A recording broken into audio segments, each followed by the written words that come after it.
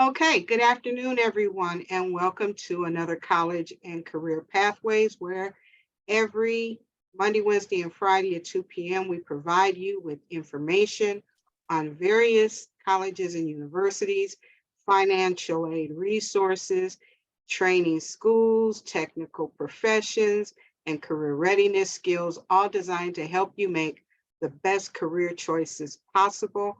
I'm Toni Cureton, your host, and today we are back with MSGCU in our financial literacy series, which is going on all semester.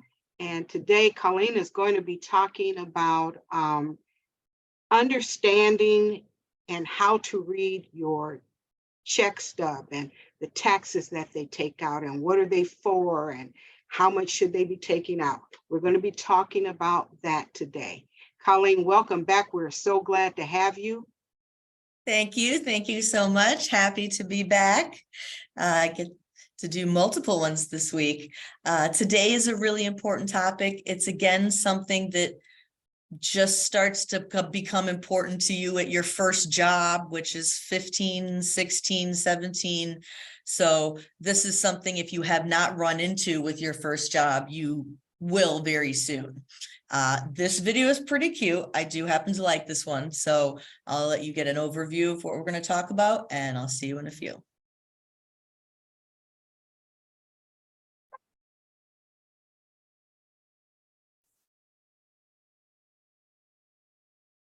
No sound, Colleen.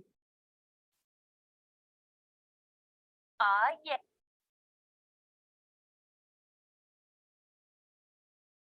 Got it.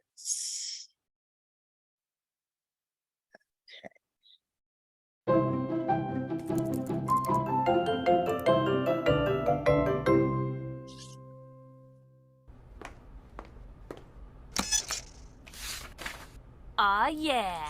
My first paycheck. Time for a shopping spree. What the? This is way less than I thought. What gives? Am I being scammed? Maybe I should have a word with the boss. That's just withholdings. What holdings? Withholdings. It's the portion of your paycheck that your employer withholds for the government. You pay it now, so you don't end up owing it at tax time. Let's just say this cake is your paycheck. The amount you earned pre-tax is your gross pay.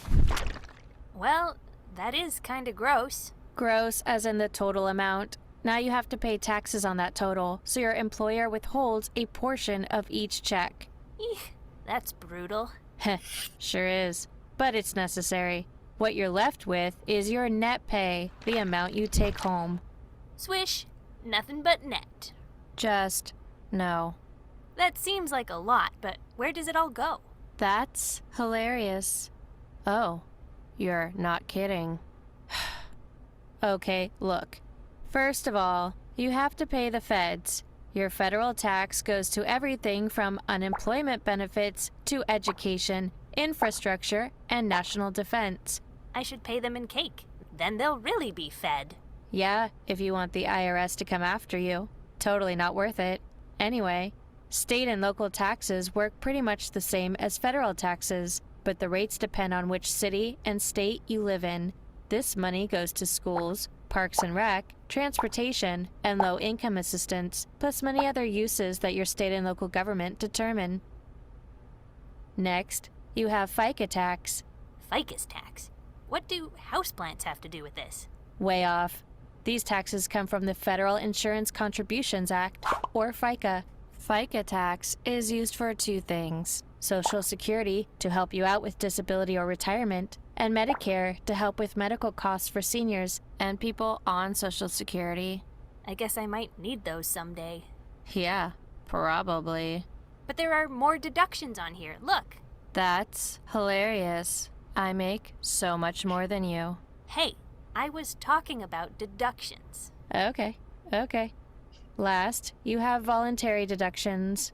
I don't remember volunteering for anything. Voluntary deductions are things you choose, like employer-provided insurance and 401k retirement savings. Your deduction is for the company health insurance plan. Oh. Well, I guess it all makes sense. Dollars, You know what I mean. Sure, Jen. Anyway, I've got some important texting to do, so... Well, maybe I'll just...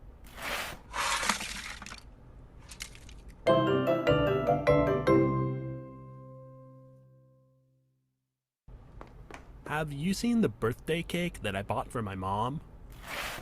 Nope. All right, pretty cute. Now I'm going to kind of do the same thing. Oops. This one I want to- All right, that was a great overview of what we're going to talk about today. So, your pay stub, it could be called your check stub, your pay stub, your earnings statement. It's basically a receipt. It's a receipt for this is the work you did, and this is how much we're going to pay. Well, it may not list exactly. It'll say what your job is and how we're going to pay you.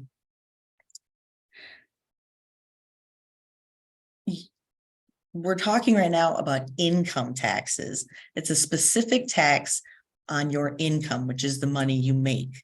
So it shows your income, how much you make, where it's distributed, and it's giving you a heads up. It helps you set a budget. It's got a lot of information. All right. Understanding your paycheck, right? You want to be able to, like your credit card statement or your checking account statement, you want to be able to understand what you're reading. Gross pay, strange term, but gross pay is the total amount you get paid from the company. Now think of it, if someone says, I make $10 an hour, well, that's their gross pay. If there's a job offered online and it says salary between 50,000 and 70,000, that would mean like $50,000 for the year gross, or $70,000 for the year gross. So when people think of jobs, think of work, think of how much they're earning, a lot of times we'll think in gross pay. Oh, I make $10 an hour. Let's see, I worked 20 hours this week. All right, sweet, I'm going to make $200. Well, your math is right, but unfortunately, what you actually get to take home is your net pay, which is most of what you made, but some money's taken out for your contributions. You know, it's like for your allowance, you have to make your bed. Your mom makes you set the table every night. And every Thursday, you have to put the garbage out. Well, this is kind of doing those things. This is, instead of setting the government's table and, making your bed, you're saying, all right, you can have this tiny bit of my paycheck. What you're taking home. So let's say there's 10 people in this room and we all make $10 an hour and we all worked 20 hours this week. We're not all going to take home the same amount of net pay, even though we all make the same gross. There's different things about us, different reasons why our net, what we take home, wouldn't be the same necessarily. Withholdings. And it's literally that you're withholding. Instead of giving you this cash, and then when it's tax time at the beginning of the year, it's kind of right about now, February, beginning March is when you'll start seeing tax commercials all over. You have to send the government, this is everything I earned over the whole year. How much do you think I owe you over the whole year? And the government comes up with a number and says, okay, you owe $5,000. And your company withheld $4,500 from you. Okay, well, you've paid most of this. Now it's tax time. You owe the government $500. Or it could be a situation where here's what I earned all of last year. It's just a side job, it's just an hourly job. They didn't withhold much, but I only owe $1,000. So actually I'm going to get a refund because they withheld too much. Either way, it's money you have to pay. It's whether it's coming out of your check a little bit at a time, or you want to pay more of it, annually. Now, you might think in your head, well, I want to pay as least as possible for my paycheck. I want to get as much in my hands that I've earned, right? You think that, but you want to not be surprised, right? Budgeting and planning is all about consistency and knowing ahead of time. If you have a certain amount of money taken out, somebody figured that formula out. Somebody thought that was the appropriate amount. So these deductions, there's some mandatory deductions, again, that come from the government. And then there's voluntary deductions, which would come from yourself. So using the word deduction and withholding, either way, the term means money that you don't get to take home with you. It's either deducted and taken away for this purpose, or it's deducted and it's just withheld for this purpose. It's really the same thing. It's a synonym. So they might use one or the other term on your paycheck. What are some different withholdings? When you're young, your first job, probably the first few years, really until you make your, so to speak, career job, if you were to consider it one, you'll fill out your taxes every year and they don't take much out of your check and you probably get a refund. But as you get older and older, and now you start to be a citizen, you're driving, well, you have to pay your share. You're going to have to pay the federal taxes. Some of that goes to unemployment benefits. It goes to education, public schools, infrastructure, bridges, roads, highways, and national defense, the military. When you hear people say, oh, they're going to raise taxes, or, don't raise taxes, or it's a political thing, politicians are like, I'll never raise taxes, or, that other guy is going to raise your taxes. It's a very triggering term, like, oh, I don't want to pay more. Why should I have to pay the government more? I want to keep most of my paycheck for myself. Why can't I keep 99% and give the government 1%? Well, okay. Well, let's realistically look at that. If you only give the government 1%, we won't have bridges repair, and there won't be a public education system. It's unemployment. It's your contribution to the household, to the country. So instead of walking to your door and saying, oh, we need to fix up your road, so we're going to need $500 from you so we can fix your road in front of you. No, that's just going to get done. It's just going to get taken care of, and you're not charged anything because it's a public road and you feel like it should be maintained safely, and that's the government's responsibility to do so. But little pieces of your money go to that. The amount of tax withheld from your check depends on various things. You could find yourself owing more at tax time for different reasons. You could end up getting some back. It shouldn't be a big surprise. Again, if you're young and you don't have dividends or investments, and you don't have, a mortgage, maybe if you have a student loan, but you can get rental credits, and you're probably going to get money back as a rule for the first few years. But don't get used to it. Don't think that that's just always going to be that way forever, because it really stinks when it's not. State and local taxes, not only is it, the government, the federal government's job, to defend our country, to build highways across the states. It's our state of Michigan's job to maintain, we have our state parks, we have state police, public transportation, city taxes. Not every city has an income tax. Detroit has an income tax. Pontiac has an income tax, meaning if you live in, let's say Pontiac, if you live in Pontiac and you work in Pontiac, then you have taxes taken out of your check, a little, teeny bit, that specifically go to your town, your city.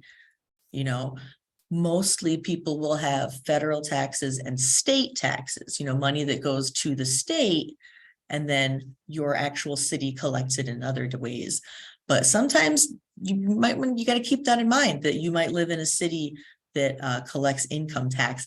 If you don't live in a city that collects income tax, you live outside of Pontiac, but you work in Pontiac, the person that's giving you this paycheck, this company, is in Pontiac, you're going to get half the amount you would normally if you live there. They're taking into account that you don't live there, so maybe you don't use the roads as much, but you are here, so you also have to pay your share. So it's not always the same for everybody. This money that's contributed to the state, that's contributed to the government, is for the well-being of everyone. And it's a balance. You hear people say, you should take care of us more. There should be free college, healthcare should be free, and this should be free. And I can name off, all kinds of things I wish the government would pay for and take care of. But then at the same time, being realistic, okay, well, where's that money actually going to come from? Am I willing to pay more? Am I willing to contribute up to 50%? Is that crazy? 20%, 10%? If you want to see issues and challenges addressed, there has to be money there, and you don't get to decide the government's budget, but how much you pay. So when you go in and you vote on whether the state taxes are going to go up, or vote on whether your city taxes are going to go up, or there's a millage for education, that you're contributing. What do I think? How do I think my share should be? FICA additionally is taken out. It's an additional percentage. The Federal Insurance Contribution Act, that is for Social Security and Medicare, meaning all of us right now, we're working, right? We're working. So there is a certain amount of money being taken out of our checks by FICA for Social Security and being given to the older people, the people who currently receive Social Security and Medicaid, right? Keeping in mind that by the time we are older, there'll be the next generation, of workers who it's taking out of their check, and it just keeps going and going, and that is the intended system. So right now, those who are paying into it, which is all of us, I'm having Social Security taken out, you're having Social Security taken out. I want to make sure I get those benefits. I mean, you can't get rid of a program. Are you going to give me that money back if you get rid of the program? So taxes can get kind of complicated. Do you want to have more taken out to improve Social Security? Do you think you pay too little? I mean, it's a tough question. Social Security and Medicare, yes, I'm sorry. All right, so those are the ones that come out no matter what, no matter if you work at McDonald's or a florist or at a restaurant, you will have FICA taken out, you will have state taxes, and you will have federal taxes taken out of your check. It might be a very small percentage because your overall income is low. You earn less than $20,000 a year, so they don't take very much out in taxes.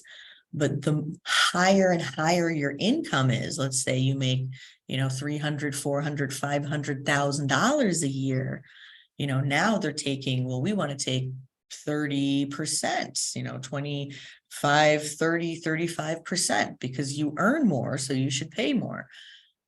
Again, what's the right answer? So that's where that's going. Now, I said earlier, there'd be a bunch of people in here, we all make $10 an hour, but we wouldn't end up with the same net pay. Depending, well, I guess we all make $10 an hour, so we really should have pretty much the same taxes taken out. If we work the same hours, have the same pay, these base taxes should be pretty similar. What would be different between us would be these voluntary deductions. Things like saving for retirement. When you work at a company that offers 401k, you'll hear the term 401k. What's 401k? Just think of 401k as retirement savings, as money you put aside for far in the future.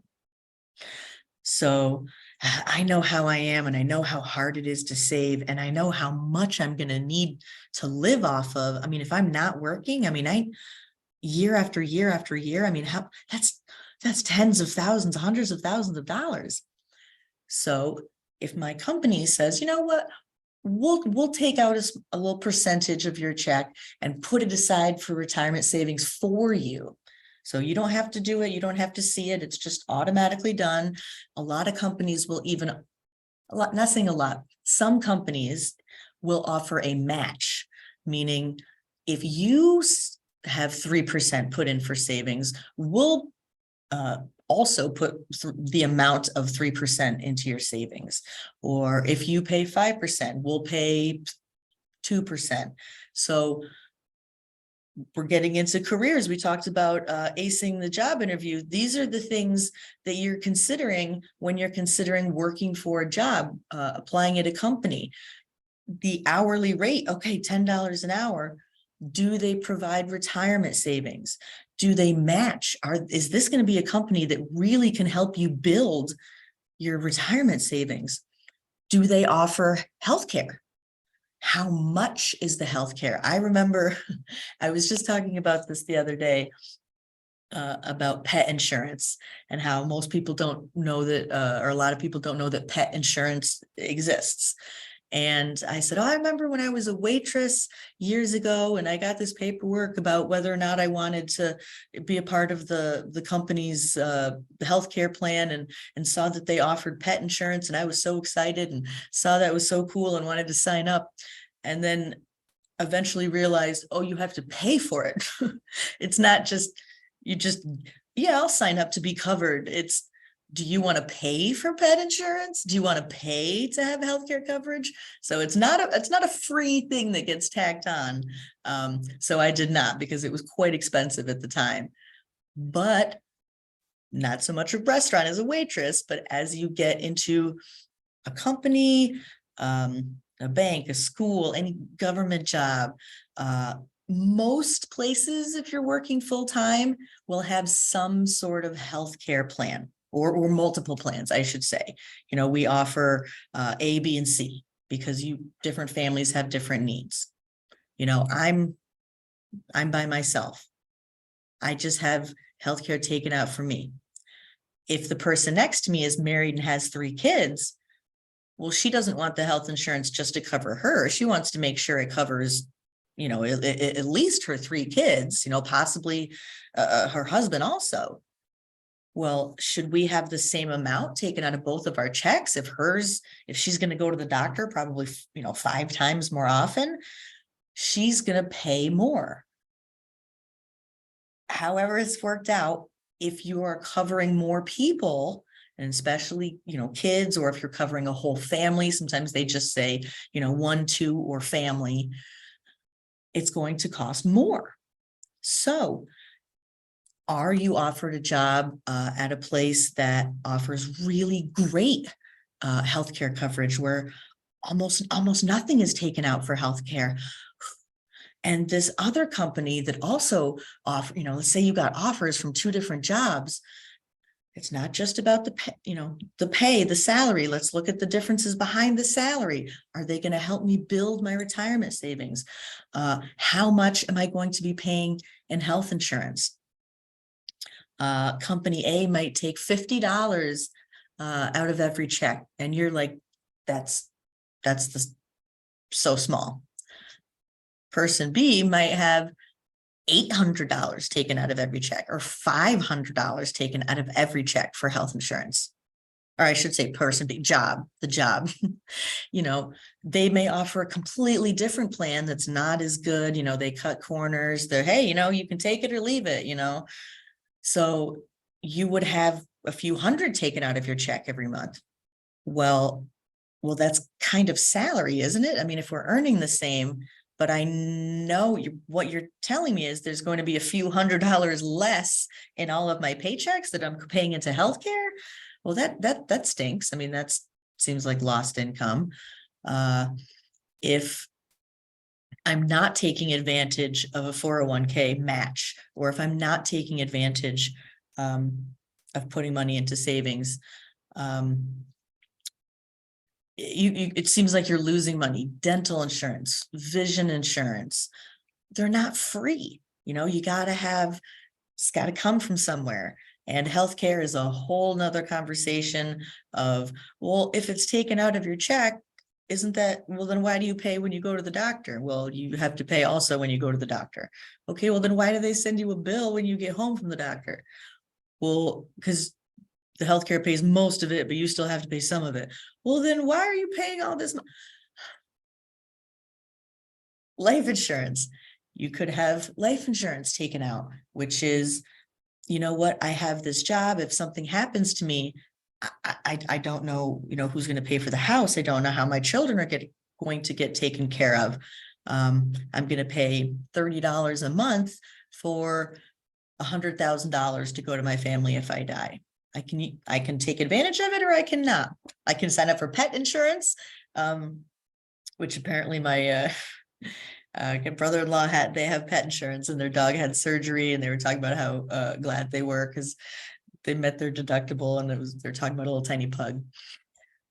Additional voluntary deductions that you may want, in addition to your in addition to your retirement savings, I highly recommend having a percentage or a set amount, a small amount, automatically sent from your paycheck to your personal savings account. Now, you can have 90% of your net pay go to your checking account, but I encourage you, have some of that money go directly to your savings account. So it skips you. You are not the middleman. Well, actually, I'm going to talk about this on Friday. That's going to be Fridays.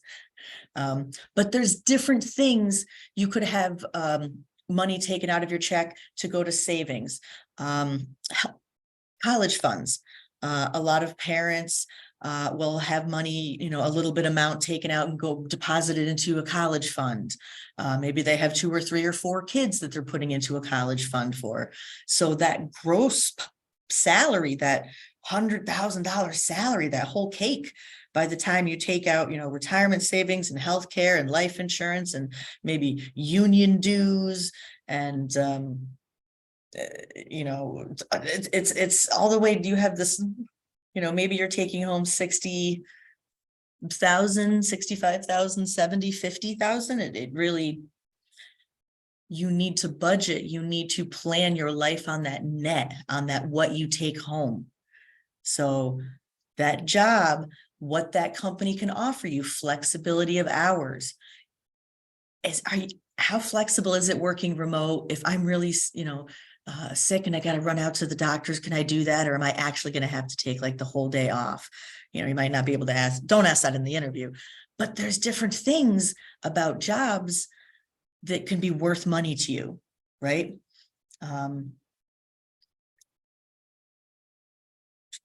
Certainly, there's situations where you don't need the insurance. You could be married and your spouse has insurance. Your spouse is covering yours, or maybe your spouse's company has better, they offer a better insurance. So you can decline. You can decline and say, no, thank you, company that I'm starting to work for. I don't need your insurance. I'm already covered. You will then get that money back in your check. The money that would be taken out isn't, right? So it seems like it's a bonus almost, but it's not a bonus. You're just getting back what you should have. Another thing that might be in there, a reimbursement. we have, a lot of companies have programs for fitness. You know, if you earn so many points and you get to so many levels for wellness, you know, you get an extra $10 a check, an extra $20 a check. Our company phones, we get a $25 a month stipend for our company phones as a gift, you know, because we have to use our phones so much. So there's those bonuses on top of the things that are taken out. You really got to know how to read what's on that piece of paper, right? I did send Ms. Cureton a handout on how to read a pay stub. It has all the terminology, it has examples, it breaks it down. I believe I do have the handout. I thought I might, come on. Okay, see, there we go. Oh, I see something in the chat here. Oh, no, I can't see anything. I fixed it. There we go. Okay, I'm gonna zoom in here. Just zoom in. Oh my gosh. All right, this is not great. But it has examples. Save these a lot of time. Let me back up. When I was younger, when I worked restaurants, you know, when I had my first few jobs, well, up until a few years ago, it was all paper checks. You know, they'd hand you your paycheck, and you know, and it would be every other Friday, and people would stop by on Fridays to pick up their check, and you'd go straight to the you know, the bank to cash it. And even to this day, you know, big banks are busiest, and most people come to deposit money and go to the ATM because it's generally a payday. But now it's all electronic, right? You still get the money, it's just direct deposited. So you may never see your pay stub. You may not get handed a pay stub. I don't get handed a pay stub. If I want to see it, I can. There's a way I can log into a system here at work, and it's right there. I can print it out. It's available all the time. It's not hidden. It's not, well, it's private for me, but it's right there. But I have to go look at it, right? I'm not going to know if there's an issue. I'm not going to realize that something seems off, or that it doesn't match last week, whichever. You have to look at it, just like your activity. You can ask to get a paper statement. A lot of times they might email it to you or say it's available for you to view here, you know, trying to save paper. I just want to remind you, make sure you do look at it as much as you can. Look at the numbers, make sure it's right.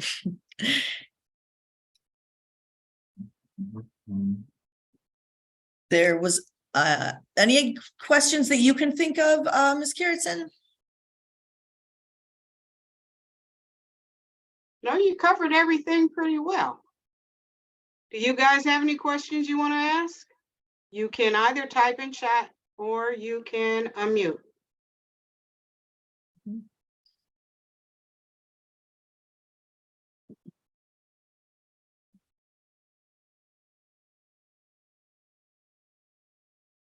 And when we say taxes, let's talk taxes. Again, today we're looking at just income taxes, taxes on what you earn. There's sales tax, which is when you buy something, you know, for 99 cents, you got to actually pay $1.05 because there's 6% sales tax. There's property tax, you know, you pay on your house. So this is just one example of tax, but it's the one that's going to mean the most to you. You've been using property tax. You've been using sales tax since you started to spend money. And sometimes you forget that sales tax can add up to be tens of dollars or hundreds of dollars. I mean, you forget you buy a $10,000 car, you're paying $600 in taxes. You're like, what? That's another $600. Yeah, that's just the sales tax. So it's taxes, that little thing that creeps up on you, you forget about, and it's right there to remind you. And you want to keep yourself informed.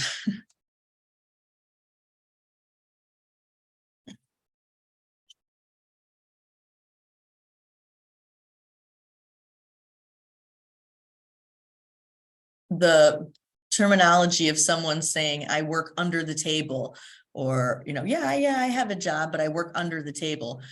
That means they just get paid in cash and they don't get an official pay stub. Well, that means there aren't taxes taken out. That means you can't file taxes. And that's a no-no. I mean, babysitting and yard work, but people are trying to run whole companies and just not pay any taxes on them. So don't think under the table, that sounds great. I don't have to worry about taxes. Well, that could come back to bite you. So just get a job with a W-2.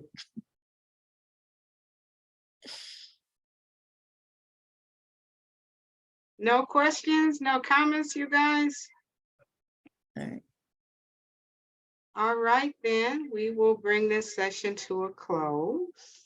Thank you so much, Colleen. Excellent presentation as always. And thank you guys for joining. This is really good information, and it really gives you a good idea of how payroll taxes are deducted and where they go and what they go towards.